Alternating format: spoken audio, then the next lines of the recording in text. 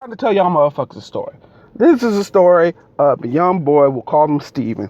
Steven grew up around black people. All right. Steven grew up poor. The young white community did not want to fuck with him at school. The black people accepted him, sort of like one of his own. Now, Steven got in trouble and ended up going to a juvenile center, and he went to an all boys, school for troubled youth. I did some interning there and with a college professor of mine for a brief week. Now, Steven said nigga all the time. Steven said nigga consistently.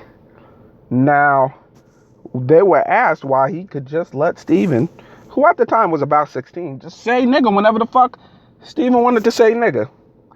And here was the answer. Steven grew up with us. Steven, in his heart of hearts, feels like, oh, these are the people who he's with. Now, Steven has gotten beaten up because of using this word. He's gotten fights every single day. He's won some of them, he's lost some of them. But we feel if he's going to go through all that, he might as well. I mean, Steven ain't but a nigga to us anyway. Now, I don't understand this. I'm saying this story is like, well, this doesn't really help disprove transracial, or transethnicism.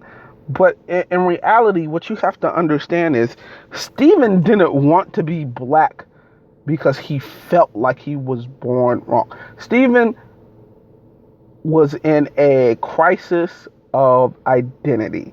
And what I say that is to mean is that he was rejected by the people that looked at him and accepted by the people who didn't. And it's your natural instinct to conform to the people who you're around the most. And to him, it wasn't about saying nigga, what wasn't a privilege to him or like something he could do because he hang around black people. Saying nigga, he felt like he was saying nigga because he felt like a nigga. And I can understand that. But as most people do, Steven grew up. He got older. Now, he did get some white friends, but he still had majority black friends. Had a black kid, had a black girl, had a black kid.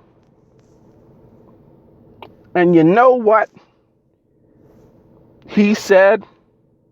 Know what Steven said when I actually ran into him? I want to say about 3 years ago. And he's 21 now, working, he's been staying out of trouble. Steven said that I stopped saying nigga when I had a talk with my girlfriend and she said, do you as a white man honestly think it's okay to call your kid nigga? Because your kid's going to be black. And you're still going to be white. And he had to understand at that point, that's when he grew up. He's like, I can't use the word anymore in good consciousness. But here's the thing. Even though black people were the people he was comfortable around, the people who accepted him, the people he felt like he belonged to, he never thought he was anything other than white. He knew the privilege he had.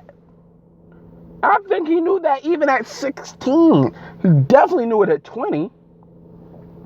So that's why this transracial, transethnic shit holds no fucking water. Because you're always going to be the benefit of your privilege as a white person. Like I said, as soon as Caitlyn Jenner popped on Vanity Fair, she was being objectified as a woman and mispronounced as a transgender person. And that's some shit she always going to have to deal with. You're never going to have to deal with being a nigger. Ever.